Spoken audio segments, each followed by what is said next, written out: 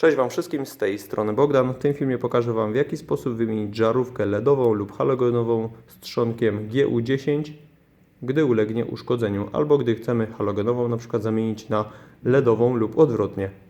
Tak więc tak, jeżeli na suficie mamy zamontowany taką właśnie oprawę, no to w tym momencie musimy przyłożyć sobie palec do żarówki, oczywiście zimnej, gdy jest chłodna. Drucik ten tutaj ściskamy ze sobą i on po prostu nam wychodzi. W tym momencie mamy go luźny, możemy go wyciągnąć i żarówka jest już luźna. Jeżeli to będzie na suficie oczywiście, to ona będzie nam chciała po prostu wypaść. O, w ten sposób. I bardzo dobrze. My sobie ją po prostu chwytamy na suficie, zobaczcie, wysuwamy na tyle, na ile możemy. I w tym momencie możemy sobie odkręcić żarówkę. Wystarczy ją tylko i wyłącznie odkręcić tak i wysunąć. Tak wygląda trzonek GU10, zobaczcie.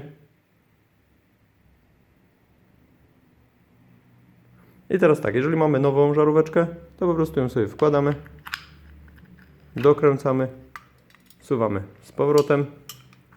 I teraz bardzo istotna rzecz. Zadbajmy o to, żeby równiutko nam to docisnęło. Przyłóżmy palec. Nie róbmy tego na włączonym oświetleniu, tak żeby nie włączyło nam się zaraz tutaj oświetlenie i ta żarówka stanie się bardzo gorąca. Wszystko robimy na wyłączonym. Tutaj dociskamy, żeby było równiutko. Bierzemy nasz drucik drugą dłonią.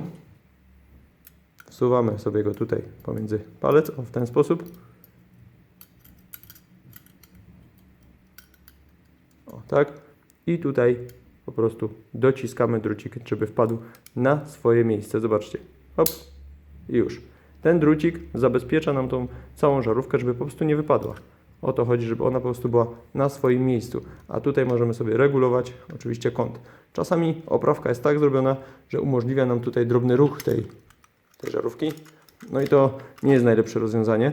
Niektóre oprawki mają tak zrobione, że jak wsadzimy ten drucik, to ona jest sztywno dosunięta. Niestety ten drucik tutaj nie umożliwia pełnej sztywności. Dlatego może się zdarzyć, że czasami będzie tak trochę krzywo.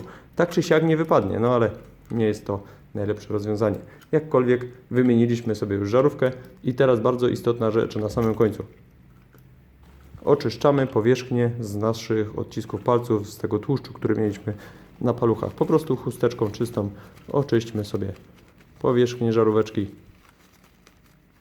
ewentualnie jakimiś małymi ściereczkami wilgotnymi do optyki, do okularów. Chodzi o to, żeby powierzchnia była czyściutka, światło będzie równo dochodzić w pełnym zakresie, a przy okazji żarówka nam tutaj się nie uszkodzi. Tak to wygląda. Wymiana jest bardzo prosta, ale chciałem Wam to pokazać, bo dostałem 2 pytania o to, czy zrobię taki film. No to zrobiłem. Z mojej strony to tyle. Trzymajcie się. Pozdrawiam. Cześć Wam.